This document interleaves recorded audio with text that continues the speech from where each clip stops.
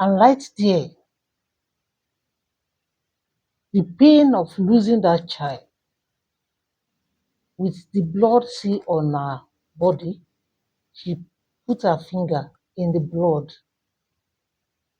and put that blood on her tongue and lay a curse. Many years ago, there was this woman on the road walking alone, pregnant, and she was in labor.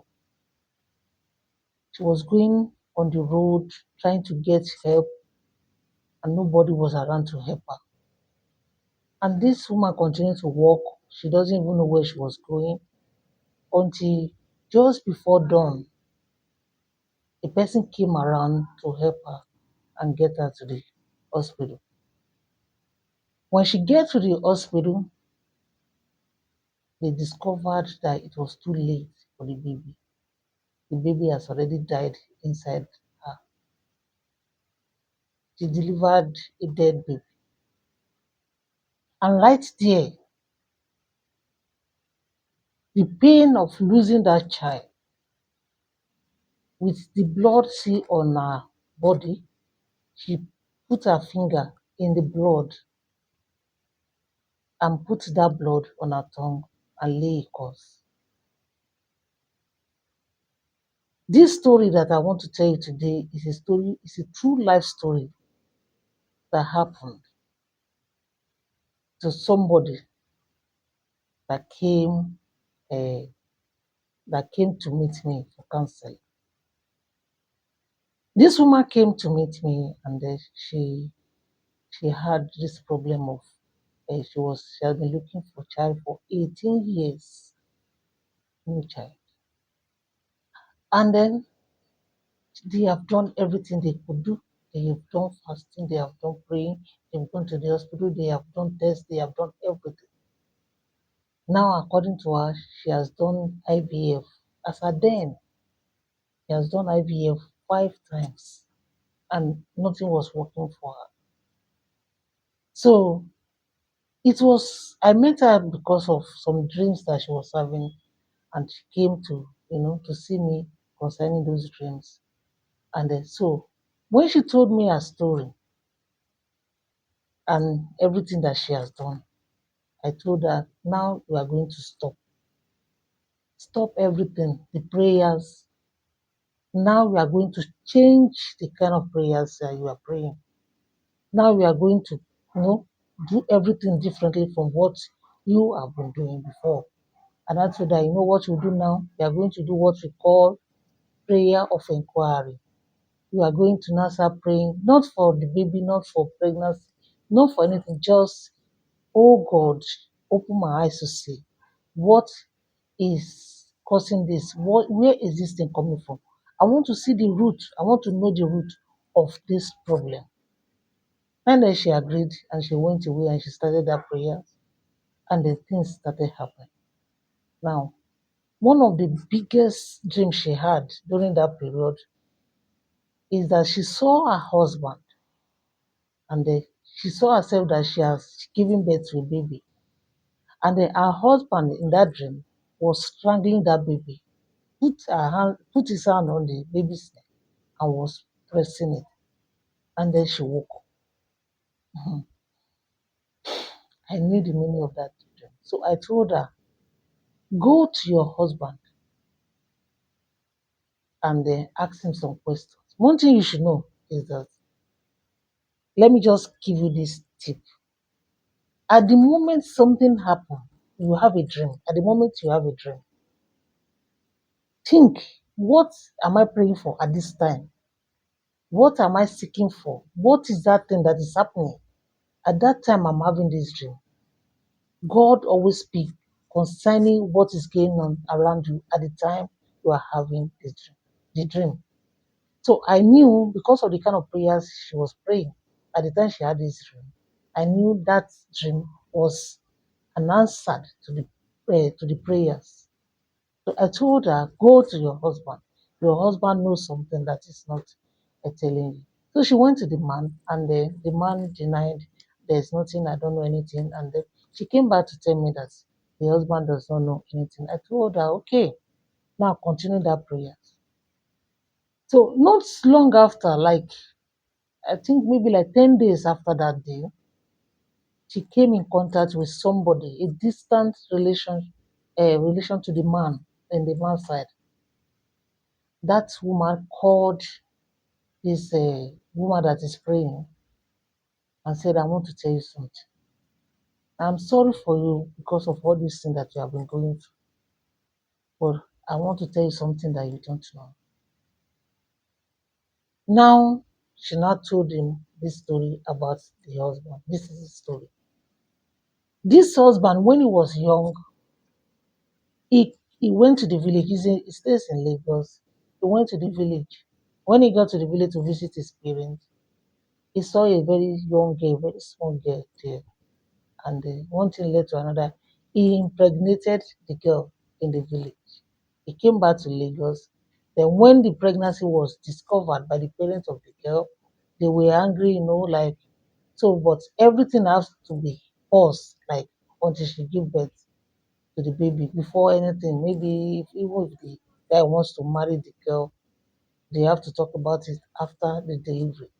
So what did they do? They agreed that they are going to send the girl to this man in Lagos to take care of her till she give birth to that baby. So this girl came to Lagos and was with the husband or the person that impregnated her. But from that day, this man started maltreating this girl. He does not give her any good food to eat. He does not even register her in the hospital. And the girl is a small girl. Number two, she's from the village. She doesn't even know anybody around. So she was going through this suffering until the day of delivery. So on that day of delivery, it was in the midnight when this thing happened.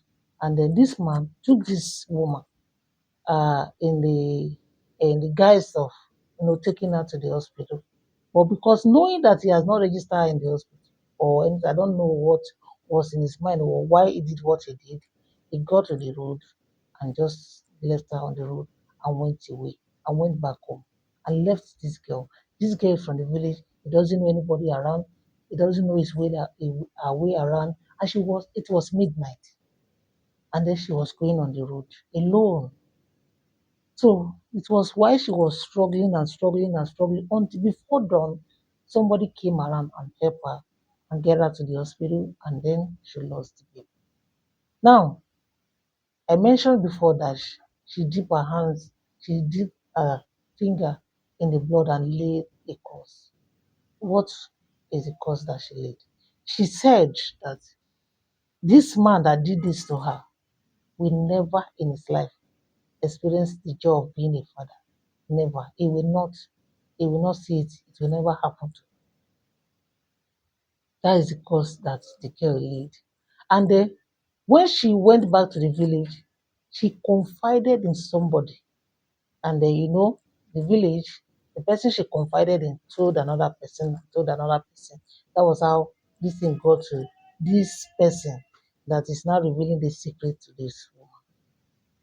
And then this woman came to meet me and was telling me, before she came to me, she went to the husband and confronted the man. The man said it is true. And even the girl that laid this course is still in the village, married to another person. So what do we do? I told them that the only way out is for them to go back to that girl and beg for forgiveness and let everybody come together and cry for mercy.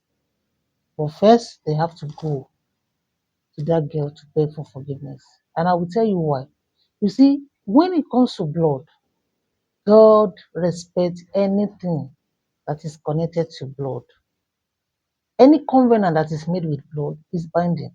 Whether it is a devilish covenant, whether it is a godly one, God recognizes it. If anybody use blood to do anything like laying a curse, God recognizes it. Even for a bad thing. That is why you see people that are into rituals, like they are doing money rituals, it's working for them. Even though it's a bad thing, like killing a human being to make money, to do money rituals, and yet they are getting the money. Why? Because God recognizes anything that has to do with blood any spiritual thing that they have taken to that extent of adding blood something to it, it is very binding. That is why even the blood of Jesus is very powerful that can, cleanse everybody from their sin. Now, go to Second Kings chapter 3. Second Kings chapter 3, you will see there in verse 27, these Israelites who were fighting the Moabites. And then it got to a place that the Israelites, the chosen people of God, were defeating this king. What did the king do? His own son, his first son, that's supposed to take over from him, he killed him, sacrificed him there so that he can win that battle. And when he did that, what happened? The Israelites could not win him again. They could not succeed. They have to run back. Now, that is mysterious in the sense that these are chosen people of God and they are fighting this demonic king. And yet, when he took that step, everything changed and they could not defeat him again. I told them, I said, go back and tell him to go and beg for forgiveness. Then all of us will come together and beg. And they went, and she went to her husband and they told him that this is it. And the man said it's not good. He's a Christian, he's a child of God. Greater is he that is in me and that he that is in the world. I know myself, I know God that I serve. Whatever she has done is not bigger than God, and nothing happened. He didn't go back. So what happened?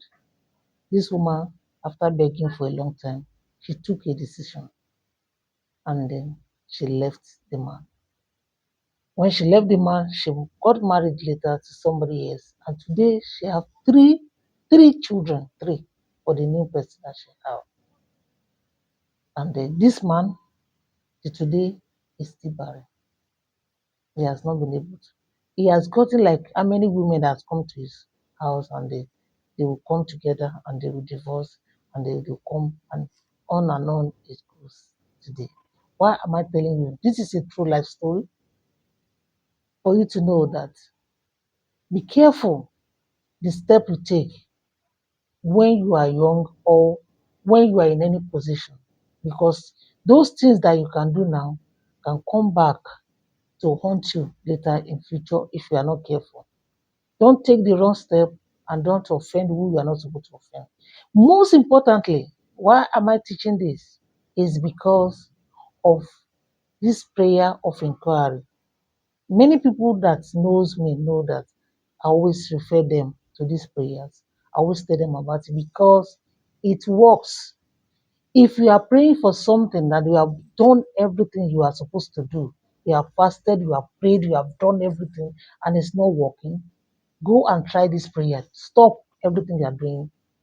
Pastors will not tell you, your pastor may not tell you this, but I am telling you that stop whatever you are doing and go and ask question. Ask God. Whatever prayer that you are praying is what God will use to answer you. Ask Him, you want to know what is causing it. There are some prayers, there are some problems that you don't even need to do anything. Maybe it is even God that caused that problem to be happening. It's in the Bible. There are many people that through their suffering, through problems, it is actually God that has destined it to be so that they can get to where they are going in life. Now imagine when you are struggling, you are praying, you are fasting for a problem that it doesn't need solution, it just have to happen so that you can get to where you are going. But when you pray this prayer of inquiry, God will make it to know that you don't need to. Through the revelation that will come, it will point out what you should do or what you should not do. I will bring more stories like this that are true life. I decided to be sharing it on my channel to teach people, to let you know that the world is deeper than what we think. What I want you to do for me, I want you to join hands with me and do the work of an evangelist. Please share this story. Share this video. It is you don't know who you can be helping by sharing it to people. Let them learn. Let them know that the world is deeper than what we think. I leave you in the presence of the Almighty. May the Lord continue to be with you and watch over you. Till when next I see you, may bless in Jesus' name. Bye bye. Bye.